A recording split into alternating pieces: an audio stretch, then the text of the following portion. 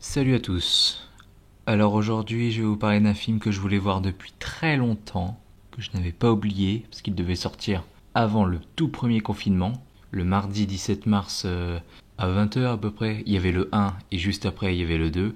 Donc un film que j'ai attendu un an de plus, parce que j'avais beaucoup aimé le 1 que j'avais vu en téléchargé, version québécoise dégueulasse. Heureusement, bon, il parle pas beaucoup, donc du coup, voilà, ça passait quoi. Malgré ça, voilà, j'ai passé un bon moment devant le film et puis j'attendais le 2. Si j'avais su à l'époque que ça allait être long. Donc voilà, il est enfin là, donc on peut maintenant en parler. Ce n'est pas du tout une déception, j'ai même aimé, et même assez pour l'acheter avec le 1 d'ailleurs, parce que je l'ai toujours pas d'ailleurs le 1. J'ai trouvé l'histoire intéressante, j'ai adoré retrouver ces personnages, même si je vais y revenir dès le début, il y a un petit problème et ce sera l'occasion d'en discuter. Bref, j'ai tout aimé dans le film, mis à part la fin, je vous expliquerai après quoi. Que ce soit celui-là ou le 1, je les trouve quand même assez courts, mais je pense que ce serait... Enfin, moins pour le 2, mais je pense que les gens auraient moins aimé s'ils avaient été plus longs. En soi, c'est... Le fait qu'il fasse 1 h 30, c'est chiant parce que quand on aime, on en veut plus. Mais en même temps, je trouve que c'est une bonne idée en soi. Voilà, je critique, mais pour dire que c'est quand même une bonne idée.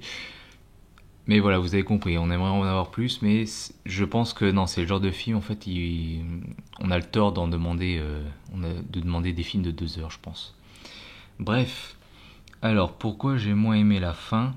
Déjà parce que je sais qu'il y a une suite de prévue, entre guillemets, parce que c'est une suite préquelle. Et bah à la fin, en fait, c'est pas fini. Genre, en fait, il y a deux groupes de personnages séparés et qui vont faire des choses chacun de leur côté. Et ils se retrouvent pas en fait. C'est comme si à la fin de Star Wars 8, on retrouvait pas Finn, enfin on ne voyait pas Finn, Rose, tout ça, et Rey, etc. retrouver Poe avec la Résistance qu'en fait. C'est comme s'ils étaient tous dans leur coin à faire leur mission. Donc je trouve ça assez bizarre et vraiment chiant, d'autant plus que la suite, ce sera pas la suite. Ce sera un préquel, donc ça se passe au tout début du truc. Donc c'est un peu ce qu'on voit au début du film d'ailleurs. Et donc ça fait chier quoi, parce qu'on sera obligé d'attendre le quatrième film pour avoir la suite. Si bien sûr elle se fait, parce que si ça se trouve ils vont pas en faire en fait. Ils vont juste faire la préquelle, et puis voilà, ça fera une trilogie, ils vont arrêter là. Mais les personnages, enfin ils ont pas terminé leur parcours. Moi je veux une suite.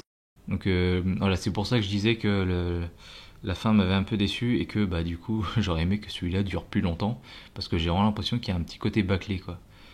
Quand je disais qu'au début, oui, on voit un petit peu ce qui s'est passé. En fait, on a un quart d'heure en fait qui se passe avant le 1. C'est vraiment le début de cette invasion. Du coup, là, c'est clairement dit. Hein, ça vient de l'espace. Hein, on sait d'où ça vient. Ce sont des extraterrestres. Pour une fois, c'est pas nous. Et clairement, c'est une très bonne séquence d'introduction ou peu importe. Hein, c'est une très bonne séquence. Mais quand tu réfléchis, c'est juste pour introduire le personnage de Cillian Murphy.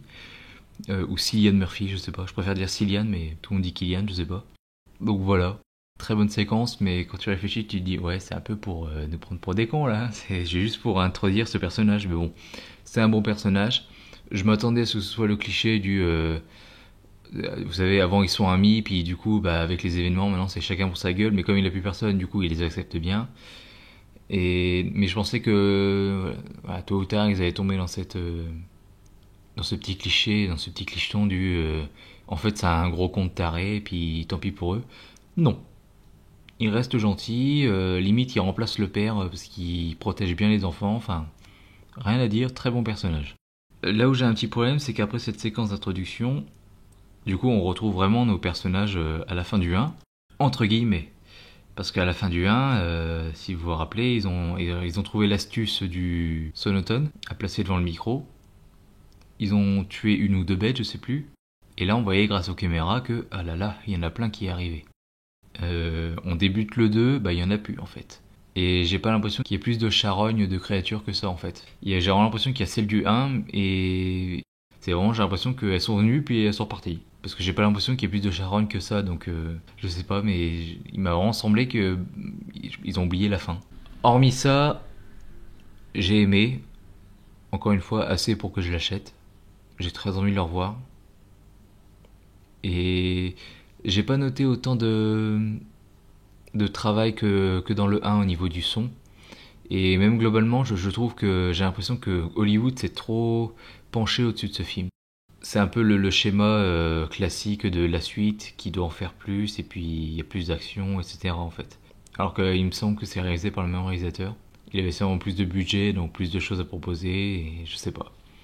Mais il y a quand même un petit truc qui me gêne dans ce film, mais c'est vrai que j'ai quand même du mal à choisir lequel me plaît le plus. Parce que là au moins on est direct dans l'action quand même. On a moins à attendre. Le 1, je pourrais plus comprendre qu'on ne l'aime pas ou que ça saoule les gens ou qu'on s'endorme. Parce que c'est plus calme. Il faut prendre le temps de rentrer dedans. Donc c'est ça aussi qui est bien avec les suites, c'est qu'au moins on est directement plongé dedans, on sait où on est et ça commence direct. Donc même si j'ai des petits défauts à retenir du 2, c'est vrai que je ne sais pas lequel est mon préféré, lequel je placerai devant l'autre. Mais dans tous les cas, ils sont tous les deux bons pour moi. Je vous invite à voir les deux si jamais vous n'avez pas vu le 1. Voyez le 1, puis regardez le 2 juste après. Pour moi, ce sont de très bons films que je vous conseille. A très bientôt pour une prochaine critique sur Citizen Khan. Salut à tous.